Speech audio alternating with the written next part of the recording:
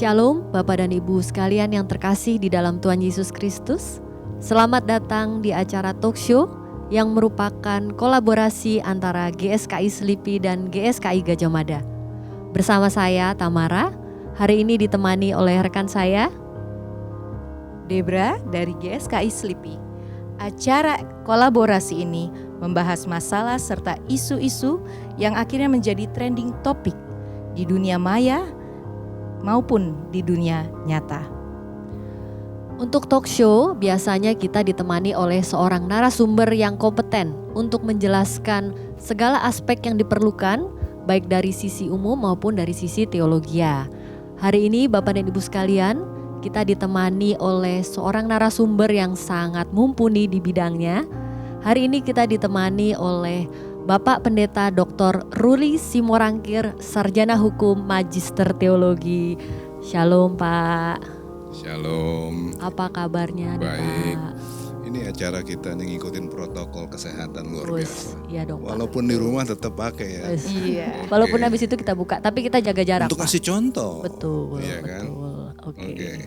Saya jelaskan sekilas tentang Pak Ruli Simorangkir ini.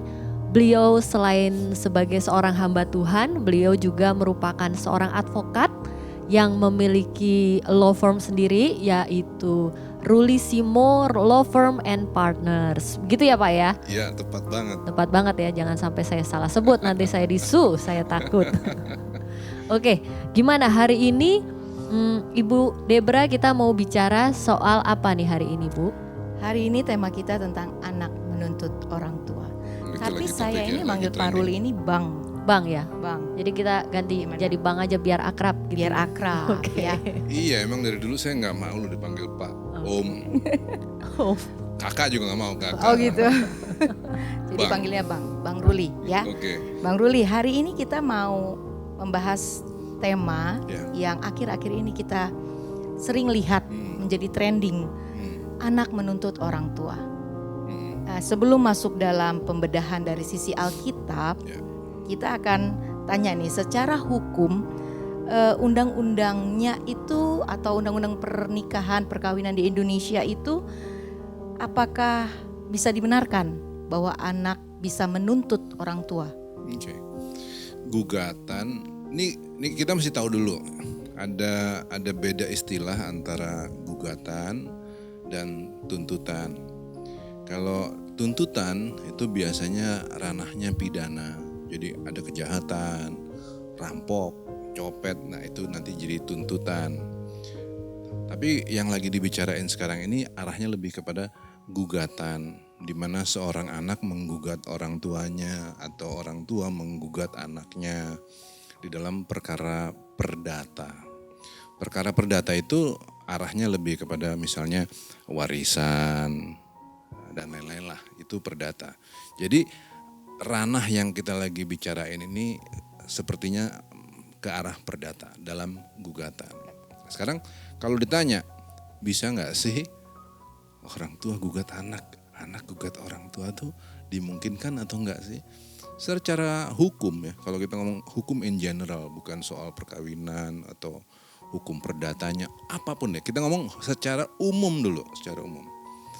Di dalam hukum kan nggak ngelihat gender, nggak ngelihat laki perempuan, dia nggak ngelihat orang tua sama anak, kan nggak ada. Hubungan keluarga juga Nggak ada tidak kan? dilihat. Setiap orang yang merasa bahwa haknya dilanggar, dia bisa ngajuin gugatan, gitu. Nah, hukum perdata nih. Sekarang kita baru tadi secara umum orang hukum tuh nggak ngelihat gender, laki perempuan, hubungan keluarga nggak dilihat, gitu. Jadi setiap orang yang merasa haknya dilanggar boleh ya ngajuin gugatan. Nah sekarang kalau kita ngomong lebih khusus sekarang kepada hukum perdata, yang disebut dengan orang itu adalah sejak dia dilahirkan sampai dia mati, itulah orang.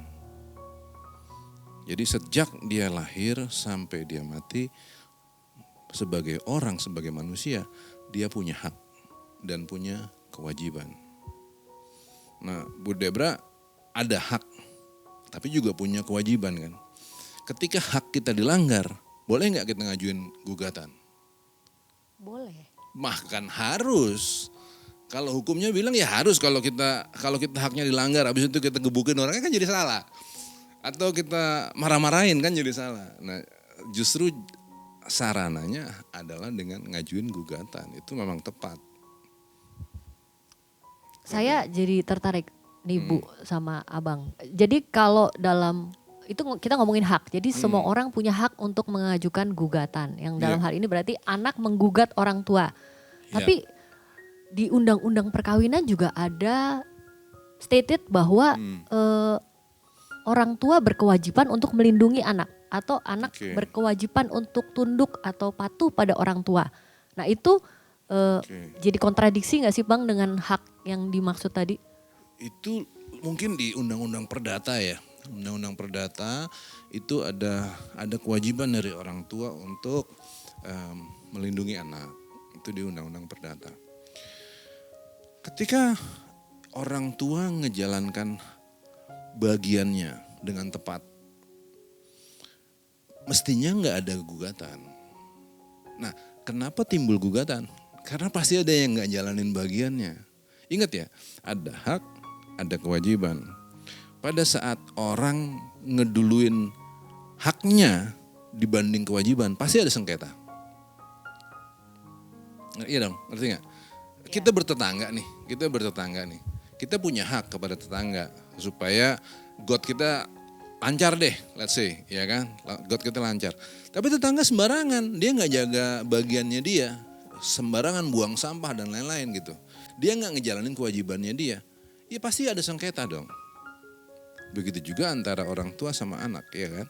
Pada saat salah satu pihak nggak ngejalanin kewajibannya secara pantas, hanya ngejalankan haknya, pasti sengketa.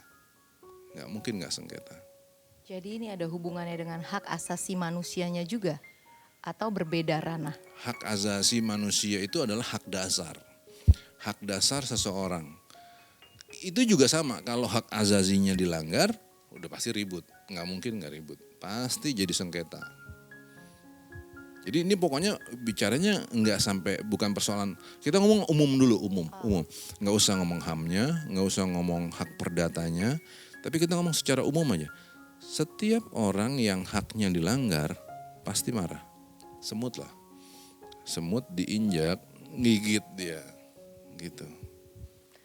Ini Abang ngomong dari satu sisi nih. Kalau kita dalam sisi yang digugat terus kita merasa, loh saya sudah menjalankan itu saya kok. Ini kan kita jadi kayak ngomong word against word yang berbeda. Gimana tuh Bang? Justru di situ letak pengadilan. Jadi gini, let's say ya, kita nih punya argumen. Tamara bilang, lo Bang, abang gak ngerjain kewajiban. Terus gue bilang, enggak, I done my part. Kita berantem dong, kita ngoceh-ngoceh gitu kan. Terus kalau begitu terus kan nggak ada selesainya kan. Justru karena itu ke pengadilan lah, supaya hakim, nah hakimnya Debra, kita terangin, ini gue gini loh, begini. Tamara juga terangin, ini gini. Hakim yang mutusin, gitu. Memang justru harus ke pengadilan, gitu. Supaya tidak your words against mine. Iya kan, jadi ada yang memutuskan, makanya namanya pengadilan. Ada hakim gitu. Itu memang jalannya. Menarik sekali ya. Jadi ini seperti kita tahu di TV itu sudah ada 5 kasus anak menuntut orang tua. Dari yang tanahnya lah harus dijual, tapi ujung-ujungnya kepada warisan. Oke.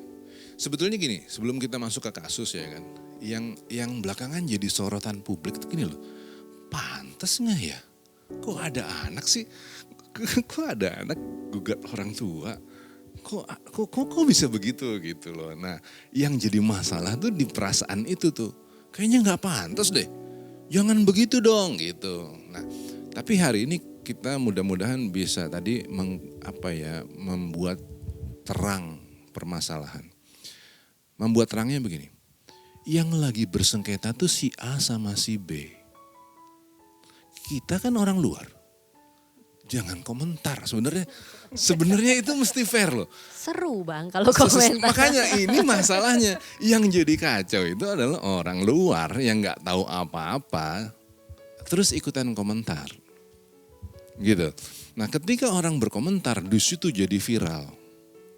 Padahal harusnya nih kalau kita orang benar, sebagai orang benar sekarang kita ngomongnya ya, jangan gampang-gampang berkomentar terhadap permasalahan orang lain. Karena kita nggak tahu jeroannya. Yang kita baca pun terbatas di apa yang ditulis sama koran. Iya. Iya nggak? Koran juga belum tentu ngerti beneran loh.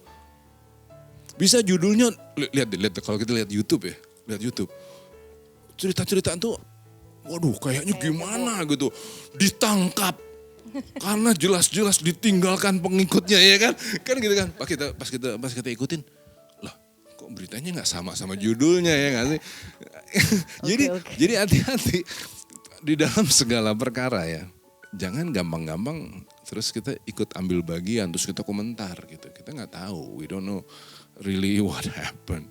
Gitu. Nih, Abang udah lompat duluan ini, itu kan pertanyaan kita nanti itu. Iya, Enggak, nanti kita bahas lagi belakangan. Tapi itu penting banget untuk diomongin di awal. Jangan gampang-gampang. Nah, terus udah gitu perkara itu pasti pelik. Nggak ada perkara yang simpel. Nggak ada perkara yang simpel. Nggak mungkin simpel jadi perkara. Jadi again, jangan gampang-gampang komentar. Kita nggak tahu kasus yang terjadi terjadi dari pihak-pihak yang saling bergugat itu, karena menurut saya itu juga bukan cuma melibatkan dua belah pihak antara tergugat dan penggugat. Kadang-kadang ada di belakangnya rombongan kepentingan yang lain yang membuat kita pusing. Dan di samping itu saya sih bukannya pesimis, tapi saya nanya doang nih Bang, nanya doang. Sistem pengadilan kita ini gimana nih Bang? Maksudnya saya tuh kebanyakan nonton film itu juga sih. Saya kebanyakan nonton film lawyer dan hukum, dan yang di Amerika kan beda banget sama sistem pengadilan kita. Mereka sistemnya dengan sistem juri. Kita kan enggak ya Bang ya. Kita hakim doang. Menurut Abang sendiri gimana sistem pengadilan kita, peradilan kita tuh apakah sudah adil gitu loh Bang? Keadilan itu adalah sesuatu yang sifatnya untuk selama-lamanya sangat vague, sangat abstrak lah, bisa dibilang abstrak. Waktu seseorang menangin perkara, dia bilang hidup keadilan. Iya dong, dia menang soalnya ya kan, hidup keadilan. Yang kalah tidak adil, ya kan? Pasti vague, pasti. Nah, jadi di sini yang diperluin apa tau gak? Perubahan karakter orang-orangnya. Itu yang paling penting, dan nanti itu kita bahas belakangan dalam pertanyaan-pertanyaan selanjutnya ya. Jangan loncat. Ya, jadi yang perlu dirubah itu adalah perubahan karakter orang-orangnya. Kita ini dituntut untuk menjadi orang-orang yang adil. Yang dituntut adil tuh kita, bukan peradilannya yang dituntut adil. Kitanya yang harus adil. Nah, jadi kalau kita penuhin bagian kita, bahwa kita jadi orang-orang yang adil, peradilan itu mungkin gak diperluin. Jangan-jangan. Ya, oke. Nah, sekarang pertanyaannya tadi Tamara nanyanya gini. Sistem peradilan kita gimana sih Bang? Sebab dengar-dengar sih kayaknya nakutin kan gitu sebenarnya, cuman dihalus-halusin ya kan. Jawabannya adalah sistem peradilan kita membaik. Banyak sekali perubahan-perubahan yang sifatnya membaik. Nah, tapi sekali lagi tadi, permasalahannya selalu ada pada orang-orang yang ngajuin gugatan ini. Untuk yang dimenangin dibilang adil, untuk yang dikalahin pasti tidak adil. Oke. Jadi itu dasar ya yang tadi kita bahas ya. Yeah. Kembali kepada karakternya juga kita ya. Iya. Tapi menarik loh, di TV itu bukan koran doang loh Bang. TV itu udah langsung diwawancara. Yang menggugat anaknya, dia ngomong lah bla bla bla bla bla gitu. Di satu sisi ibunya ngomong dari sisinya dia bla bla bla bla. Tapi di masyarakat ya. Ini kita belum bicara masyarakat kita sebagai umat Kristiani. Di masyarakat terbuka itu kan ada moral umum. Yeah. Dan ada yang boleh saja dia menuntut. Ada juga yang kayaknya nggak pantas. Nah nggak pantasnya ini kan didasari dengan ada yang budaya atau agamanya melarang gitu. Tapi sebetulnya macam-macam orang ini yang tadi dihadapkan kepada pengadilan itu seperti kata Abang tadi berhak atau harus pengadilan yang itu. Ya, ya. Nah, berapa kali mediasi sih mereka harus jalani? Kan di mediasi nih, di TV ada mediasi. Apa kita harus ikutin mediasi atau kita bisa putuskan nggak boleh, saya nggak mau ikut lah mediasi, udah pokoknya saya yang benar gitu. Oke. Atau harus ikut mediasi berdasarkan norma-norma yang ada di masyarakat. Jadi kalau dua pihak ini ya, dia udah memutuskan bahwa penyelesaian perkaranya harus di pengadilan, pasti udah terjadi mediasi. Nggak mungkin lah, nggak pernah terjadi mediasi. Pasti ada mediasi, pasti mentok berarti. Ya. Nah kemudian ketika seseorang ngajuin perkara di pengadilan, ada aturan di dalam pengadilan bahwa harus dikasih kesempatan mediasi yang dipimpin sama hakim. Coba. Segitu, kenapa perlu begitu? Karena segitu hukum kita nggak mau pihak-pihak menyelesaikan masalah lewat peradilan, nggak mau. Sebisa mungkin selesaiin deh secara damai. Tapi dipimpin hakim nih sekarang, yang mimpin hakim. Ayo selesaiin masalah yuk. Sebab gimana pun kalau dia udah masuk ke sistem hukum, yang menang jadi areng, yang kalah jadi abu kalau lewat hukum kan. Jadi peradilan sendiri bilang, udahlah pihak-pihak ayo damai dulu, kasih waktu 30 hari, kamu damai. Begitu, sampai begitu. Nah, yang sekali lagi nih, itu pengadilan ya. Nah sekali lagi nih problemnya, kita yang nggak tahu masalah suka gini, mediasi dulu. Orang udah mediasi kok, gimana sih lo? Nggak bisa orang tua, ini udah nggak bisa diapa-apain. Udah deh, jangan komentar kebanyakan gitu. Oh jadi yang kasus-kasus yang kita dengar itu mungkin sedang dalam proses mediasi dengan hakim, bisa juga sudah melewati itu dan sudah masuk peradilan ya Bang ya? Iya, jadi udah dikasih kesempatan, kalau dikasih kesempatan tetap nggak ada perdamaian, baru pemeriksaan perkaranya dilanjut. Tapi sekalipun udah pemeriksaan perkara, sebelum diputus nih, dikasih kesempatan mau damai nggak? Udah 6 bulan sidang, tapi orang-orang bilang, yang bersengketa bilang, udah kita mau damai aja. Ditutup perkara, langsung didamain. Gitu.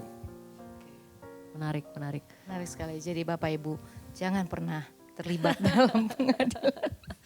Oke, sebelum kita masuk ke etika Kristen, kita masuk etika secara umum dulu nih Bang. Oke. Etika secara umum tadi sudah disinggung juga sama Bu Debra, tadi Abang juga sempat ngomong. Di masyarakat kita, masyarakat timur, ya kan, dimana anak sama orang tua, kualat lu, berani ngugat orang tua, kualat ini. Nah, itu gimana Bang, etikanya secara umum sebenarnya? Saya ngomongin berarti secara sosial ya, sosial etika, punishment sosial itu juga besar loh itu, impactnya. Iya, hukum itu nggak pernah berdiri sendiri memang. Hukum tuh selalu berkaitan sama 3 hal, hukum, filosofi, sosiologi. Nah kalau kita ngomong hukum tapi nggak ada hubungan sama sosiologi nggak mungkin. Filosofi tanpa hukum, hukum tanpa filosofi juga nggak bisa. Ini 3 serangkai ini selalu jadi satu. Let's say, ini sekarang Tamara bilang, secara kita sekarang udah ngomong hukum nih, orang udah ngugat nih, si anak berhak nih untuk ngajukan gugatan. Tapi ingat, sebagai anak ada sekeliling loh, ada sosial yang pasti akan kasih judgement ke kita. Sosial akan bilang kepada kita, kalau kita sebagai anak, waktu kita gugat orang tua, sosial akan bilang, kamu gak pantas bikin begitu. Regardless bener atau gak bener, sosial akan kasih hukuman. Orang tua yang bikin itu ke anak juga sama. Saya lagi nanganin perkara di salah satu kepolisian. Waktu ini perkaranya orang tua yang ini nuntut anak, laporin anaknya ke polisi. Polisinya gini, serius lu Pak mau laporin anak lu, perempuan lagi, ke polisi, serius lo, gitu. Orang ada hukuman loh. Ada pikiran gini, ini orang tua, bener gak ini orang tua? Gitu gak sih? Jadi itu pasti ada, hukuman sosialnya pasti ada, emang pasti. Jadi kadang-kadang kita yang menggugat bisa jadi kita jadi terkena sanksi sosial malah dari masyarakat. Iya. Walaupun memang mungkin gugatan kita betul. Bener, iya. Pasti ada tuh. Gitu. Jadi ya kalau saya sih nanti kita ngomong di etika Kristennya ya. Ya udahlah ya, kalau bisa aja. Udahlah, hiduplah berdamai dengan semua orang. Nanti dilanjutin belakangan. Selesai dong kita kalau udah ngomong udahlah gitu kan, udah lewatin aja, janganlah gitu kan. Hidup Selesai. berdamai dengan semua orang, selesai. Itu nanti kita kuliknya di situ. Oke. Kita kuliknya di situ. Sekarang dari sudut masuk deh ya dari sudut Alkitab ya. Kita masuk dari sudut Alkitab. Oke. Sebetulnya itu kalau masalah duniawi yang tadi Bang Ruli sampaikan itu mungkin lebih mudah karena di dunia. Ini di akhirat. Oke. Di akhirat di kita mau ditinjau dari sudut Alkitab. Oke. Pastinya lebih Ya. berat kalau menurut kami itu lebih berat karena pengadilan yang kita hadapi bukan pengadilan dunia lagi. Dan hakim yang akan kita hadapi nanti bukan hakim yang tinggal udahlah perkara, udah diem damai gitu, udah nggak bisa lagi nih Bang. Oke. Nah kalau dari sudut Alkitab, saya bisa jawab deh sekarang. Anak gak boleh kualat sama orang tua karena ada 10 perintah Allah. Hormatilah ayah ibumu. Oke. Ya. Jadi kalau dari sudut Alkitab, anaknya gak puas sama orang tuanya. Dia rasanya mau nuntut, tapi dia malu ada sanksi sosial. Dan dia udah dengar acara kita. Oke. Udah dengar acara kita, gak boleh nih gitu. Ini ditinjau dari sudut umum aja gak boleh. Nanti susah di pengadilannya juga susah. Tapi dia rasanya mau berontak gitu. Oke. Gimana, Bang? Kan? Oke. Yang susah kan? Garuk dulu ya, Iya, soalnya garuk dulu. ya. Oke, ini pertanyaan ini saya perlu garuk kepala karena jawabnya mesti pelan-pelan. Saya bicara ini bukan membolehkan anak untuk gugat orang tua. Saya nggak membolehkan sama sekali. Tapi kekristenan itu sebetulnya bukanlah soal boleh atau tidak boleh. Ingat bahwa sebetulnya kekristenan itu adalah suatu pemahaman yang umurnya udah ribuan tahun. Dimulai dari bangsa Israel di tanah Mesir yang bodoh banget, yang gak tahu apa-apa, nol. Terus berevolusi sampai Tuhan Yesus lahir. Dan terus lagi berevolusi sampai hari ini. Jadi ini adalah suatu pemahaman yang udah digali sama orang selama let's say 6.000 tahun. Hari ini orang tuh baru kenal pesawat itu, pesawat terbang itu tahun berapa ya? 1907 ya. Baru berapa tahun ini orang kenal pesawat? Belum, paling 100 tahun lebih. Tapi orang udah bisa terbang tinggi banget pakai pesawat yang bisa bawa penumpang banyak banget. Dulu pesawat tuh hanya terbang 30 cm dan hanya 100 meter. Sekarang udah antar benua, pemahamannya udah hebat banget. Cuman yang nyedihin, kekristenan kalau dilihat dari pemahamannya pesawat nih dibandingkan dengan pesawat, baru terbang 5 cm loh, jangan-jangan.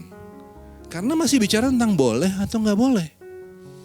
Untuk pemahaman yang udah ribuan tahun itu nggak boleh lagi bicara tentang boleh atau nggak boleh. Kalau Paulus akan bilang begini loh, segala sesuatu halal bagiku. Ada yang nggak halal? Nggak ada. Semua halal bagiku. Tapi bukan semuanya berguna. Ini loh hebatnya di sini. Segala sesuatu halal bagiku tapi bukan semuanya berguna. Segala sesuatu halal bagiku tetapi aku tidak membiarkan diriku diperhamba oleh suatu apapun. Pemikiran Paulus sudah seperti itu. Jadi kalau misalnya sekarang tanya gini, boleh nggak anak gugat orang tuanya? Jawab Paulus apa? Halal aja sih. Nggak ada masalah sih. Boleh-boleh aja, gitu. Tapi berguna nggak? Tapi dasar gugatannya benar nggak? Gitu ya. Nah, sekarang saya mundur ya. Ini jadi kompleks nih. Persoalan jadi kompleks kan di situ kan. Nah. Waktu Paulus ngomong begini, gurunya Paulus namanya Hillel. Guru Paulus yang namanya Hillel ini pernah ngajar begini. Never judge a person before you go to his house. Jangan pernah menghakimi orang sebelum kamu pergi ke rumah orang itu. Nah, sekarang, ada anak misalnya. Dia ngerasa kecewa dengan orang tuanya. Sebelum pikirannya masuk ke pemikiran gini, gue mau gugat orang tua gue. Gue mau laporin orang tua gue ke polisi. Sebelum masuk situ. Si anak diajarin untuk punya compassion lewat ajaran tadi. punya compassion. Pergi perhatiin orang tuamu. Jangan-jangan dulu dia pernah punya trauma. Jangan-jangan dulu dia punya kekecewaan. Jangan-jangan orang tuamu punya kekhawatiran. Jangan-jangan pemikirannya baik tapi cara ngomongnya salah. Pikirin dulu semua itu. Setelah semua itu kamu pikirin, kamu pertimbangin, kamu deketin orang tuamu, bangun hubungan sama orang tua yang ngecewain ini. Kalau udah terjadi hubungan, jangan-jangan kita gak jadi gugat. Jangan-jangan gak jadi lapor. Nah, permasalahan sering banget timbul before somebody goes to somebody else's house. Sebelum punya compassion, sebelum hatinya pecah sama masalah orang yang nyebelin itu. Kalau nyari sebelnya, semua orang kita gampang banget nyari sebelnya. Ya, ini yang ngomong botak banget sih. Botak tapi masih ada rambutnya dikit. Nah, itu udah sebel. Orang udah sebel ya gak? Udah langsung sebel. Kalau nyari sebelnya orang gampang. Tapi yang jadi masalah adalah bagaimana kita nyari kebaikan, gimana caranya kita nyariin diamond in the rough. Orang tua bisa bikin salah. Tapi perhatiin dulu dong traumanya, segala macam pemikiran-pemikirannya. Nah, jadi saya gak bilang bahwa boleh atau gak boleh. Yang saya ngomong adalah punya compassion dulu dong. Perhatiin dulu dong orang tuamu sebelum kamu ambil tindakan. Gitu. Banyak listnya ya sebelum kita mengambil tindakan. Iya, kalau short time kalau pendek-pendek aja, sumbu pendek gampang kan? Langsung Jedor, udah lapor atau gugat, tuntut. Itu bahasanya. Ini in one case case ya. Kalau kasusnya beda, sekarang saya kasih abang cerita. Misalnya suatu kasus yang memang orang tuanya melakukan sesuatu yang bersifat membahayakan. Oke. Either ke anaknya atau ke orang lain yang membuat anaknya dia nggak punya other choice, dia harus melakukan ini atau. Punya kasusnya seperti apa, tahu nggak realnya? Enggak sih, saya lagi kepikir aja. Oke. Ada Saya kasus, saya tahu nih ada kasus, karena itu kebetulan kan saya hidupnya di dalam kasus. Iya. Pas Pak. Jadi ada orang tua ini udah melahirkan anaknya udah dewasa, kemudian anak ini udah menikah, jadi udah punya keluarga sendiri. Tapi si orang tua ini cawe-cawe terus, itu bahasa Inggris cawe-cawe. Jerman. Bahasa Jerman ya. Bahasa Jermannya untuk ikut-ikutan terus di masalah rumah tangga anaknya. Ini membahayakan loh. Ini membahayakan. Sampai si ibunya ini bisa-bisanya ngomong begini. Aku minta suami kamu itu cium kaki. Maksudnya apa? Gimana caranya bisa cium kaki? Urusan ujuk-ujuknya tuh gimana gitu. Bingung gitu. Akhirnya si anak harus ngambil sikap dong. Kalau si anak terus-terusan entertain bahasa Jawanya. Apa ini kalau anaknya ngikutin terus orang tuanya, nggak pernah ngambil sikap untuk keluarganya hancur. Iya dong. Masa sekarang kayak gini, ini anak udah menikah, berarti anak ini udah punya keluarga sendiri, betul dong? Iya. Dia harus di kakinya harus di mana nih sekarang? Di keluarganya, walaupun juga harus ngikutin orang tuanya kan. Menghormati orang tuanya. Menghormati, ya. Tapi kalau orang tuanya membahayakan keluarganya, ya harus ambil sisi dong. Ya. Harus ambil sisi dong. Itu kan si ibunya marah-marah. Gimana? Kita udah bilang, "Ma, jangan begitu. Ini keluargaku." Tapi dia gimana? Ya kita sorry ya. Gitu dong ya kan, terpaksa dong, harus begitu dong. Oke. Iya kan, membahayakan soalnya kan. Nah, kalau kayak begitu gimana? Apakah terus kemudian masyarakat luas, netizen ini kan sekarang netizen bilang, "Lu jangan begini, lu jangan begitu, baiknya lu mediasi." Aduh men, lu tahu apaan sih? Iya kan? Nah, kita sebagai netizen, sebagai orang luar, makanya tadi di awal kan, jangan gampang-gampang ngomong ya kan. Apalagi kita sebagai orang percaya, orang Kristen gitu ya, udah ngerti kebenaran, terus ikut-ikutan yang nggak ngerti kasusnya. Nah, tapi itu membuktikan my point bahwa memang nggak semua kasus harus dipukul rata. ya Bang ya. Betul banget. Jadi memang harus ngerti kasus per kasus. Oh itu Iya. perannya abang gede banget tuh sebagai lawyer berarti sebagai advokat. Iya, jadi orang hukum ya. Dari kita semester 1 di sekolah hukum, itu paradigmanya dirubah. Untuk selalu ngelihat begini, dalam suatu permasalahan, itu pasti ada banyak banget angle of view, cara pandang. Cara pandang si penggugat, cara pandang tergugat, cara pandang polisi kalau ini perkara pidana, cara pandang hakim. Belum lagi tetangga-tetangga. Nah, kita dibiasain untuk setiap kali kita pegang perkara, mesti lihat nih, angle mana yang harus kita perhatiin. Siapa-siapa aja yang terlibat. Mereka punya kepentingan apa, yang ini punya kepentingan apa, dan selanjutnya. Yang saya mau omongin, tapi mungkin rada nyelekit sedikit. Saya minta maaf kalau ini nyelekit. Di gereja gak banyak nih cara pandang begini. Gereja seringkali hanya ngeliat hitam atau putih.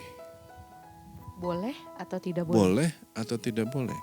Tuhan kalau dikasih warna, Tuhan warnanya apa? Putih dong, pakai Hitam nggak? sayap. Tuhan mungkin nggak hitam. Mungkin juga. Karena Tuhan ada mungkin itu. nggak hijau. Tuhan bisa menjadi apa? Oranye Nah, harusnya cara ngelihatnya begitu. Jadi kalau gini loh, kalau kita datang di dalam kebenaran, Tuhan adalah hitam dan putih dan setiap warna yang ada di antaranya.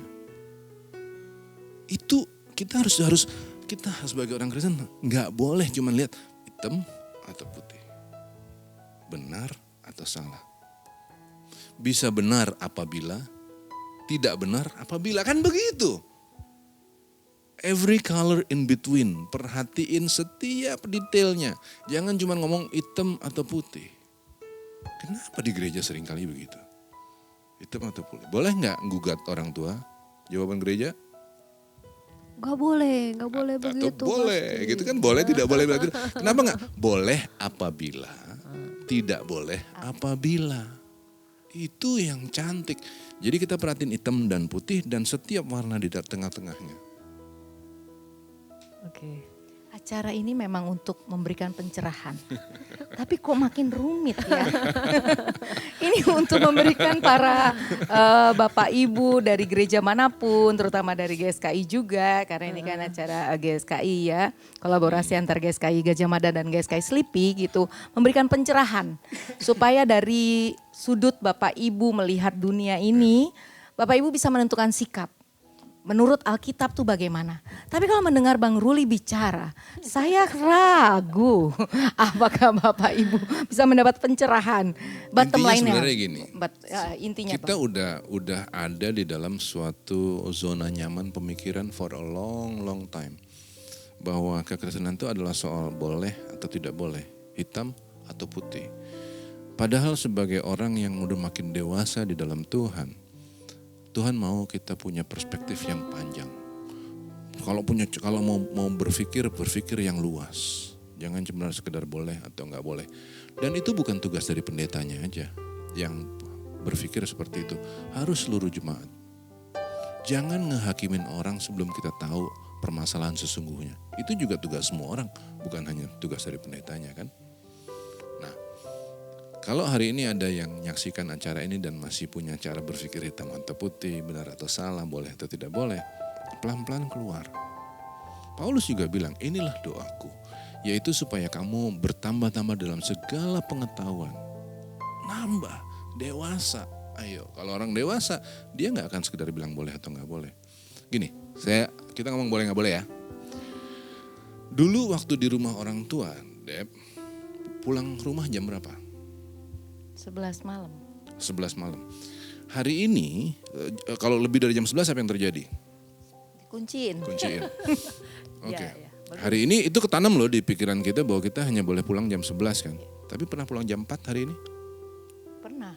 Pernah. Orang tua marah gak kalau orang tua tahu? Ya enggak. Kenapa gak? Karena sudah punya keluarga sendiri. Udah karena punya sudah keluarga dewasa. sendiri dan udah dewasa, Ya. udah bisa dipercaya. Iya. Iya kan? Tapi aturan jam 11 itu dicopot gak? Pernah diputusin gak? Pernah dicabut gak? Nggak ada statement untuk mencabut. Gak pernah ada, gak pernah dicabut. Tapi orang tua sekarang ngeliat kita pulang jam 4 dia senyum. Anakku pinter, Kerja keras. kerja ini. keras. Udah bisa dipercaya soalnya, bener nggak? Kalau sekarang saya punya anak nih, terus tiap dia udah 24 tahun. Dia jam 10 udah di rumah. Jam 11 dia udah tidur. Terus-terusan. Sayang, kenapa kamu jam 11 di rumah? Dia jawab, nanti dimarahin sama bapak. Kita tempeleng gak tuh anak? Iya kan? Sama. Firman Tuhan gak pernah berubah. Ada yang boleh, ada yang gak boleh. Tapi Tuhan bilang, sekarang kamu pertimbangin sayang. Kadang-kadang kamu harus bikin juga. Sepanjang tujuannya, ada tujuannya loh ya. Tujuannya untuk kemuliaanku, untuk kepentingan orang lain, untuk kepentingan masyarakat. Why not? Tapi jangan bilang gini, si abang bilang semuanya boleh nih sekarang. Semua gue hajar nih, ngerokok, minum, mabuk-mabuk, semuanya gue hajar nih. Lu gila kali kalau begitu. Iya dong, nggak begitu dong. Ini tuh kita mau mengajarkan dan bersama-sama belajar dengan semua jemaat bahwa kekristenan itu bukan cuman hitam dan putih. Sudah waktunya jemaat juga berkembang ya nggak Bang? Bertumbuh dewasa. Bertumbuh berkembang. dewasa. Iya, betul. Karena kita nggak dari dulu makan bubur terus ya, pemahaman kita ya cuma segitu-segitu aja kan. Nicely put, yes. Kita lagi pengen bikin edukasi juga ini Bang ke Betul, teman-teman betul semua banget. supaya memang dengan acara-acara seperti ini makin berkembang, diajak untuk berpikir kritis dan berpikir sesuai dengan tetap Alkitabiah dong, tetap ya Bang ya. Ya. Nah, kalau Paulus lagi ya, dia semuanya dia bilang dia semua halal. Tapi dia bilang, sungguh pun aku bebas terhadap semua orang. Aku menjadikan diriku hamba dari semua orang. Supaya aku boleh memenangkan sebanyak mungkin orang. Dia bebas. He knows he can do whatever he wants. Tapi dia bilang, no, aku gak bikin itu. Aku menjadikan diriku hamba. Nah jadi tadi makanya saya perlu ngomong tuh. Kalau kita udah ngomong begini terus orang-orang bilang, oh kalau gitu si abang udah bilang boleh. Maka gue sikat semua nih. Ingat loh, Paulus bilang, tapi walaupun dia bebas, dia menjadikan dirinya hamba. Berarti jemaat juga mesti introspeksi diri. Apakah kita sudah menjadikan diri kita hamba? Ya. Hamba Tuhan Nah, ya. sekarang saya tes, kan dari tadi saya yang ditanya nih, sekarang saya nanya balik. Waktu habis. Waktunya habis. Boleh gak kita gugat orang tua kalau begini kondisinya? Kalau saya sih ya pribadi, saya tetap berpendapat yang pertama tadi Abang ngomong. Satu, mengenai compassion tadi dong. Apalagi kita sudah kenal Tuhan, kita ngerti dan kita sebenarnya tahu orang tua kita seperti apa. Kalau saya pribadi sih saya nggak mungkin karena orang tua saya juga tidak akan melakukan sesuatu yang di luar batas etika Nah, kekristenan. tapi sekarang sekarang kita kan lihat ada dua kemungkinan kasus ya. Ada orang yang punya keluarga seperti kita, orang tua yang seperti kita. Tapi ada yang enggak. Ya. Nah untuk mereka yang enggak ini gimana? Enggak punya Boleh atau enggak? Iya boleh enggak? Ayo Bu Debra silahkan. Oh, tadinya saya mau ke belakang dulu. Pinter ya, Oh, pinter pinter. acaranya. Pinter Sekarang partner boleh saya enggak kalau ini. kayak gitu? Kalau saya akan memberi pandangan seperti ini. Yang pertama tadi abang bilang kasih list dulu, Iya. dikasih list dulu. Buat deh Bapak Ibu atau para pemuda-pemudi dibuat listnya. Apa yang orang tuamu sudah baik lakukan. Iya. Yang kedua lihatlah bahwa Tuhan bilang kan dalam firman-Nya 70 kali 7 mengampuni. Apakah kamu udah 70 kali 7 mengampuni orang tuamu? Gitu. Lalu kita melihat diri kita juga lagi gitu. Biarpun ayah kita sudah pukul kita misalnya ya, ini kan untuk keluarga yang tidak harmonis istilahnya. Atau ibu kita sudah meninggalkan kita dari waktu kita kecil. Tapi kan kita mendapat pengalaman dari semua itu, kasih Tuhan yang kita sudah dapatkan. Ya berpikirlah 1000 kali. Nah dalam kasus kan, tadi kita sebelum taping ada kasus nih diomongin. Iya. Ada anak menggugat orang tuanya. Tapi sebetulnya tujuan si anak menggugat orang tuanya itu adalah supaya orang tuanya berhenti berantem. Pantas nggak untuk digugat? Kalau saya pribadi sih, saya nggak akan menghabiskan energi saya untuk menggugat. Saya akan pilih mediasi cara yang lain. Oke, tapi dibanding kalau udah masuk mentok, pengadilan. Kalau udah tapi mentok, perhatiin tujuan si anak untuk menggugat. Ya. Supaya kemudian orang tuanya berhenti berantem. Berarti ini persoalan udah rumit banget bertahun-tahun. Iya gak sih?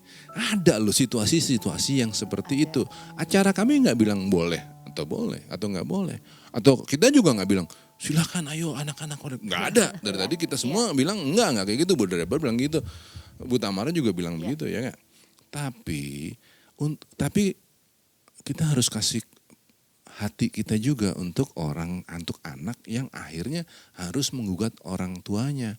Jangan kita salahin lagi. Tuh kita bilang, dasar lu ya, emang bener-bener. Ya ilah, jangan ikut-ikutan. Ya kan? Oke, lanjut lagi pertanyaan. Lanjut lagi. Waktunya udah mau habis ini, Loh, Abang. udah mau habis Ini, udah gak kerasa. Seru banget. Tapi kita perlu kali ya closing statement dari Abang untuk penonton kita. Oh ini sih belum sampai closing statement sama sekali sih. Dia bilang gini. Ini penting banget ya. Boleh silakan. Paulus pernah bilang begini di dalam suratnya ke jemaat di Roma. Bukan soal boleh atau nggak bolehnya ya. Kalau boleh nggak boleh, boleh aja sebetulnya. Tapi dia bilang begini. Hendaklah kamu sehati sepikir dalam hidupmu bersama. Jangan kamu mikirin perkara-perkara yang tinggi, tapi arahkan dirimu kepada perkara-perkara yang sederhana. Jadi artinya gini, ngerti sih, waktu seseorang ada di dalam masalah, itu rasanya jelimetnya setengah mati. Rasanya nggak ada jalan keluar. Tapi Paulus kasih peringatan, udah jangan mikirin kejauhan, jangan mikir nggak bakalan ada jalan keluar. Udah jangan mikirin ke situ.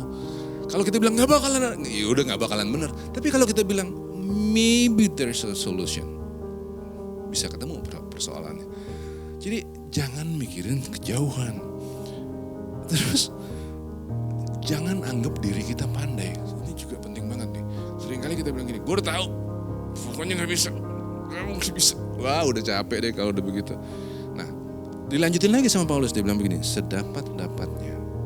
Kalau hal itu bergantung padamu, hiduplah dalam perdamaian dengan semua orang. Nah, tapi walaupun kita udah usahain jalan keluar, tetap nggak ketemu, abis itu harus juga gugat misalnya atau lapor misalnya. Ingat satu lagi, dia bilang begini, hendaklah kasih itu jangan pura-pura. Jauhilah yang jahat dan lakukanlah yang baik. Walaupun kita harus gugat, walaupun kita mungkin harus lapor perdata, tapi kita harus memiliki kasih yang serius. Serius banget, sayangin banget. Sayangnya itu harus nggak kira-kira sampai tahap yang gimana? Tahapnya sampai begini. Jika seterumu lapar, berilah dia makan. Ini orang udah banyak yang enggak loh. Gua udah gugat. Biar rasain aja sama dia. Kan gitu. Nggak boleh loh. Kalaupun kita harus menggugat kita adalah supaya misalnya tadi berhenti berantem, atau untuk kepentingan umum, atau untuk kepentingan Tuhan. Oke, kita harus gugat. Tapi ketika kita gugat, beri dia makan kalau dia lapar. Jika ia haus, berilah dia minum. Dengan berbuat demikian, kamu menumpukan bara di atas kepalanya. Jangan kamu kalah terhadap kejahatan, tetapi kalahkanlah kejahatan dengan kebaikan. Tuh, itu yang tadi kita sebut di awal etika. Walaupun marah, walaupun kita udah gugat, tapi tetap hidup dalam etika. Tetap menolong, tetap perhatiin orang, apalagi orang tua kita. Mungkin nggak itu dibuat? Mungkin sekali, dan harus dibuat. Saya pernah nemu kasus-kasus seperti itu. Yang saya tanganin sendiri, benar-benar saya tanganin sendiri. Anak luar biasa disakitin sama orang tua. Luar biasa disakitin sama orang tua. Dan sangat berhak untuk laporin ataupun ngajuin gugatan. Tapi akhirnya saya bisa ketemu sama anak itu, kita ngobrol. Nggak digugat. Nggak lapor polisi. Malah dilaporin sama orang tuanya. Dia udah belain orang tuanya, bela abis-abisan. Bener-bener bela sampai habis. Uang habis, semua habis. Dibelain. Orang tuanya bisa-bisanya bilang anaknya nipu. Lapor pidana, lapor perdata, segala macam. Dan selalu kalah. Kalah nanti orang tuanya bikin lagi yang baru. Maksudnya orang tuanya kalah? Orang tuanya. Oh, okay. Bayangin yang dihajar si anak. Padahal si anak udah bantuin orang tuanya. Terus anaknya marah kan, anaknya bilang, bang kita hajari orang tua gue. Gak usah sayang, gak usah, jangan, gak perlu. Tapi gak usah, itu gak usah. Akhirnya udah senyum, ya udah gak usah. Udah ya berhasil ya. Orang tuanya malah gugat anaknya. Lapor polisi, orang tua lapor anaknya. Kalah, lapor lagi lo orang tuanya. Terus-terusan, terus. Coba. Itu anak kandung. Anak kandung. Endingnya gimana bang, endingnya? Kalah orang tuanya. Tapi tetap marah. Nah, ayo kalau ada orang tua yang begini juga kepada anaknya dan nyaksiin acara kita. Have compassion. Jangan mikirin yang ketinggian. Pikirin yang pendek aja dulu. Bisa gak sih berdamai? Jadi jangan lihat, kita nggak ngelihat cuma dari anaknya loh. Ternyata ada orang tua loh yang bikin begitu ke anak juga. Ayo dong. Orang tua punya banyak kekecewaan mungkin kepada anak. Tapi masa sih nggak bisa didamain? Masa sih nggak ada kebaikan sama sekali setelah puluhan tahun? Nggak ada. Cari deh. Masa ya nggak ada segitu-segitunya. Cari orang tua lain maksudnya. Ya, masa nggak ada sih, nggak mungkin banget kan. Iya. Iya, pasti. Menarik ada. sekali. Seru nih Bu. Seru. Tapi kayaknya kita harus udahan bang. Ya. Udahan Oke. bang. Oke. Terima kasih banyak karena bersedia ngobrol sama kita nih bang. Iya, di acara kolaborasi ini. I will not miss it for the world. Oh, Artinya akan ada muncul episode-episode lain bersama Bang Ayo Rulis dong, Simorangkir. iya. Terima kasih Bapak Ibu jemaat sekalian yang sudah menyaksikan acara kolaborasi pada hari ini. Acara ini akan tayang 2 minggu sekali. Tapi jangan khawatir jika Bapak Ibu masih mempunyai pertanyaan dapat dikirimkan melalui nomor WhatsApp yang akan ada di awal dan akhir acara kolaborasi ini. Tentu saja pertanyaan mengenai topik yang sedang dibahas.